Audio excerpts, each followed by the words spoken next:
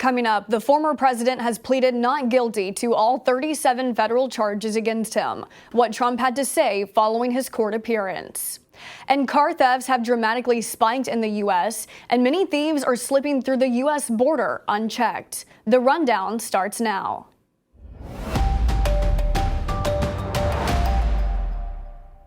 This is Straight Arrow News, bringing you unbiased, straight facts. Thanks for joining us. I'm Kara Rucker. As expected, former President Trump pleaded not guilty to all 37 charges he's facing related to his handling of classified documents. Similar to his arraignment over hush money payments to Stormy Daniels earlier this year, Trump used the historic moment to further declare his innocence and rail on the prosecution. After the arraignment, it was back to his Bedminster, New Jersey resort for a planned speech.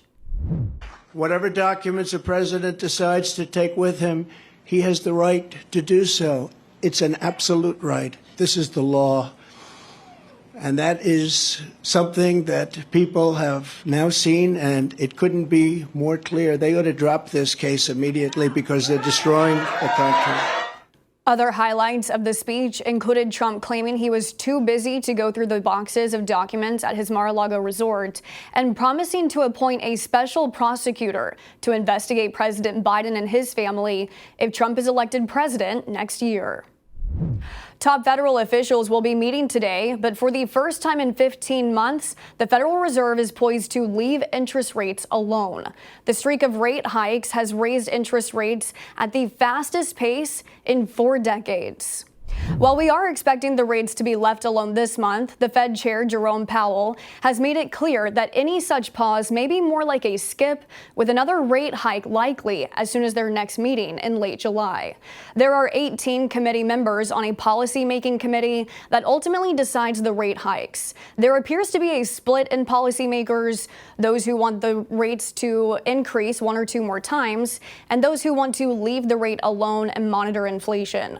The latter group is concerned that hiking too aggressively would heighten the risk of recession.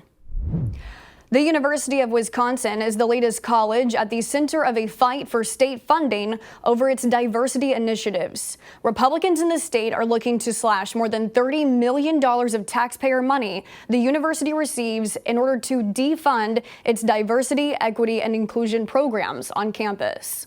The GOP-controlled legislature was poised to make the cuts on Tuesday, but postponed the vote after its finance committee couldn't come to an agreement after 7 hours of closed-door discussions.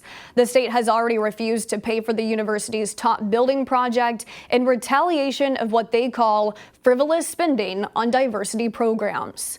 A new chief diversity officer at the university started work this week with a $225,000 salary. State Republicans still plan on taking a vote to defund the University of Wisconsin, but are tabling it for now until they reach an agreement on how far to cut the school's budget. Russia is set to deliver tactical nuclear weapons to military storage facilities in Belarus, largely used as Russia's launching pad in the Ukraine war.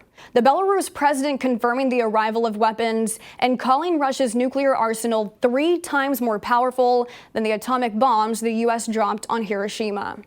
The Belarus president said there would not be any hesitation to use the nuclear weapons in response to potential aggressors. Russia will retain control over the nukes, continuing to use Belarus as a launching pad for Moscow's military operations. Putin justified the transfer by pointing to the U.S. deploying their own nukes around European countries.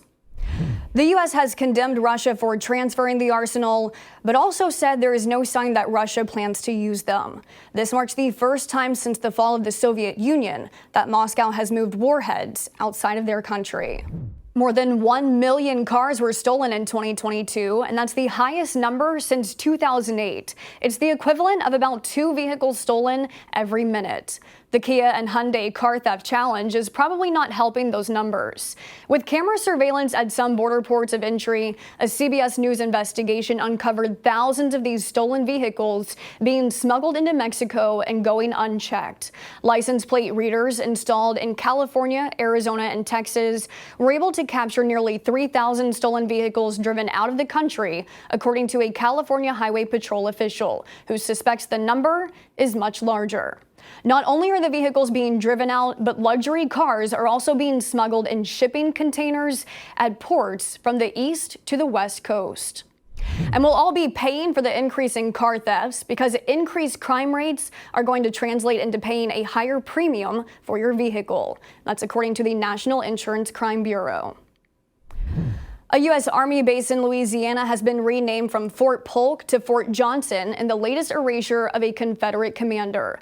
The fort is now named after Sergeant William Henry Johnson, a Black World War I hero and Medal of Honor recipient. Johnson served in the first ever all-black National Guard unit. The renaming of military bases is due to a mandate from the Pentagon to remove Confederate names from military installations. Fort Polk is the fourth of 9 bases to receive name changes. Earlier this month, Fort Bragg was renamed to Fort Liberty, something presidential candidate Ron DeSantis on the campaign trail promised to reverse if he becomes president. Our Mahmoud Bennett has a detailed report on the renaming of military bases, and you can find that on our website, san.com. These are your top stories. Thanks for joining us for the rundown. We're on a mission to bring back trustworthy journalism by serving only you, not an agenda. Be sure to check out more of our work at straightarrownews.com. And you can also find the latest rundown episodes available as a podcast on all major podcast platforms. We'll see you back here tomorrow. Until then, I'm Kara Rucker. Have a great day.